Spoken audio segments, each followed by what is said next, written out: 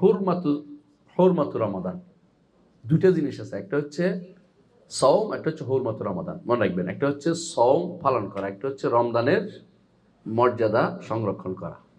রমজানের মাসের মর্যাদা, দিনের বেলার মর্যাদা যদি কোনো কেউ ইচ্ছাকৃত নষ্ট করে তাহলে তার এটা উচিত হবে না, কারণ মানুষের জন্য ক্ষতিকর হবে, স্বাভাবিক হয়ে যাবে অন্যায়টা।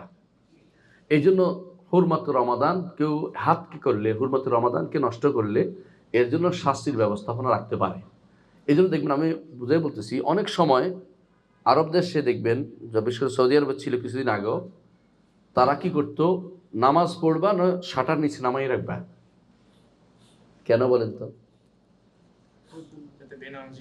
যাতে করে তুমি মসজিদের তুমি তোমার কারণে কেউ এরকম সাহস না দেখাইতে পারে যে তুমি সালাতে আজান হয়ে গেছে, মসজিদ বাদ দিয়ে তুমি ঘরে বসে রইছো, দোকানে বসে রয়েছো, দোকান খুলে বসে আসো, এটা তোমার চলবে না।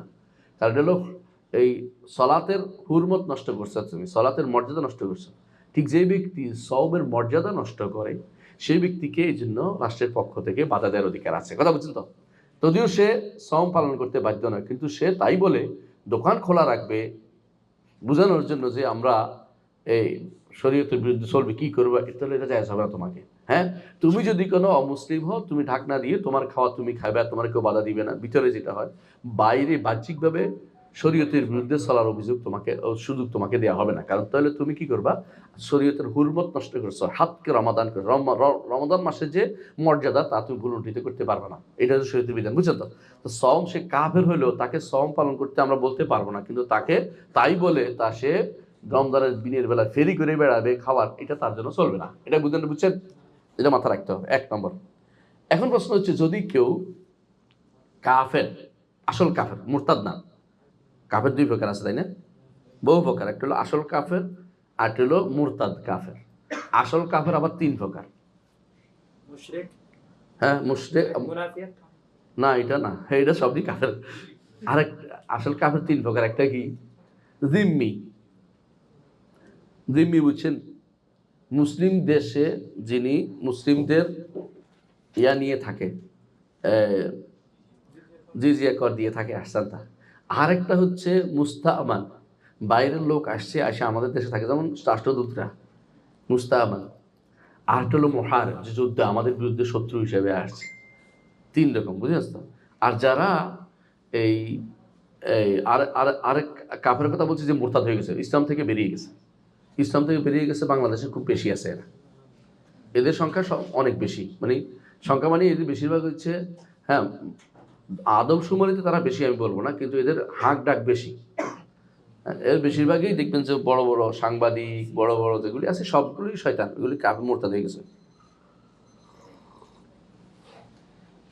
যারা যারা যারাই তথাকথিত নারী স্বাধীনতার কথা বলে, যারা তথাকথিত ধর্মীয় স্বাধীনতার কথা বলে, যারা তথাকথিত মত প্রকাশের স্বাধীনতার কথা বলে, এর বেশিরভাগ শতকরা 99% হচ্ছে কাফের, মুরতাদ এগুলি। আর মুরতাদের হুকুম কিন্তু ভয়াবহ, বুঝছেন তো? এই মুরতাদগুলো ভয়াবহ, এই জন্য মুরতাদগুলির আগেকার সমস্ত আমল বরবাদ। এবং মুরতাদগুলো যদি কোনো কিছু জবে করে খাওয়া যায় না, ইহুদি নাসারা জবে করা জিনিস খাওয়া যায়, যে ইহুদি নাসারা, মুরতাদগুলিতে কিছু খাওয়া যায় না। আর মুরতাদগুলো তালাক বহুত আগে আলাদা হয়ে গেছে, সন্তান হইলে মুরতাদগুলো এগুলো হারামজাদা হইব। এই যে হারামজাদার দেশ ভরে গেছে এখন। আমরা কোনো কাউকে বলি নেই, শুধু বলছি ওদেরকে বলছি, নির্দিষ্ট করে কাউকে বলিনি, তাই না রে? আমরা বলছি, কারো দোষ তো দিতে পারবে না আমাদেরকে, যে বলবে আমরা আপনারে বলিনি, এরা কারো করে পড়ুক দেখে যাক। তো এখন প্রশ্ন হচ্ছে, কোনো কাফের যদি কোনো ইসলাম গ্রহণ করে, তাহলে কি সে আগেকার দিনের সওম পালন করবে আগেগুলো? না, এটা বিল ইজমা, এটার উপরে কি ইজমা হয়ে গেছে। আচ্ছা, কেউ যদি কোনো রমাদান মাসের মাঝখানে ইসলাম গ্রহণ করছে, সে কি আগেরগুলি করবে? না, আগেরগুলি করবে না, এটার উপরে ইজমা হয়ে গেছে। হ্যাঁ, তবে কেউ বলছে যে এই বছরটা সে করবে, কারণ রমাদান সবটা এক ধরছে, তারা রমাদান সবটা এক ধরছে, রমাদানকে সবটা কি করছে, একটা ধরছে, এই জন্য। আচ্ছা, আর একটা হচ্ছে বাকিটা সওম পালন করবে, এতে কোনো এজমা, বাকিটা আগেরটা করবে কি, রমাদান ধরেন 15তে সে কেউ ইসলাম গ্রহণ করছে, তবে আগে 15টা করবে কিনা? অধিকাংশ বলে যে করবে না, এটা হলো সারিমের মত। কেউ কেউ বলে করবে কেন, সম তো একটা, রমজান তো পাইছে, সেই বাকিগুলি পরে কাজা করে নিবে। কিন্তু এটা আসলে শুদ্ধ না, কারণ যখন ইসলাম করবে তখন রসুল আসলাম সময় অনেকে ইসলাম গ্রহণ করতে, রসুল কাউকেই পুরাতন কোনো কিছু কাজা করতে বলতেন না, কোরআন কাছে কাজা করতে বলতেন না। বাংলাদেশে যারা নামাজ পড়ে না, বেনামাজি আছে, ওদের কি নামাজের কাজা করা লাগবে? না, এটা তো মুরতাদ। যারা বেনামাজি আছে না, তো মুরতাদ হয়ে গেছে, এরা মারা গেলে চিরস্থায়ী জাহান্নামী হয়ে যাবে। বেনামাজি যারা, হ্যাঁ মাঝে মাঝে পড়তে বেনামাজি না, গুণাগার। আমি বলছি বেনামাজি আছে প্রচুর, এদেশে অনেকেই আছে বেনামাজি, নামাজের ধার ধারে না, এটি কাফের, মোরতাদ হয়ে গেছে। বুঝলেন তো কথাটা? এরা মরে গেলেই জাহান্নামে চলে যাবে। নির্দিষ্ট একটা ব্যক্তিকে বলিনি, বুঝছেন তো, আমরা বলছি এটা নিয়ম। আচ্ছা,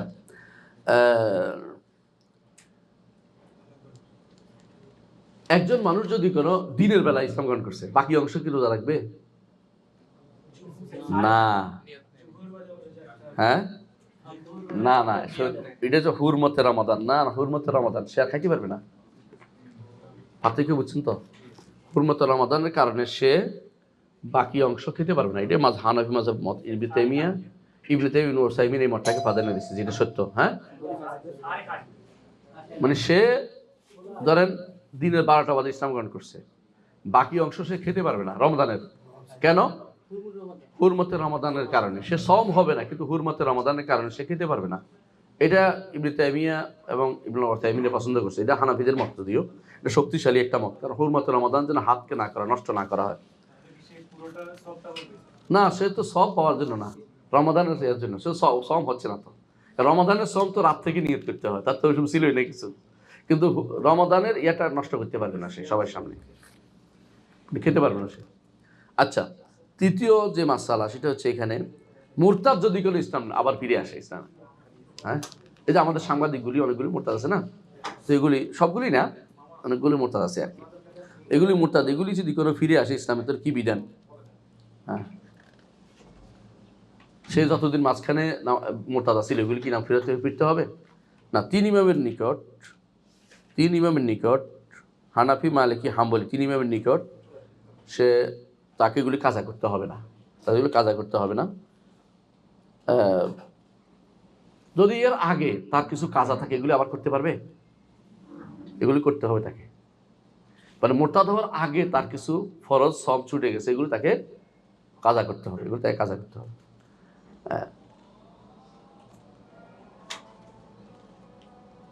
বুঝছি, মাশাআল্লাহ। তো যে কেউ যদি কোনো রমজান মাসে মানে সওমের মাঝখানে মোরতাদ হয়ে গেছে, সে কি পরবর্তীতে যদি আবার ইসলাম গ্রহণ করে সে কাজা করবে? কাজা করবে, এটা কাজা করবে। মাসালা বুঝছেন এটা? আর একদিন সওম অবস্থায় সে মোরতাদ হয়ে গেছে, পরে যখন আবার ইসলাম ফিরে আসবে তখন এটাকে তাকে কাজা করতে হবে, কাজা করতে হবে।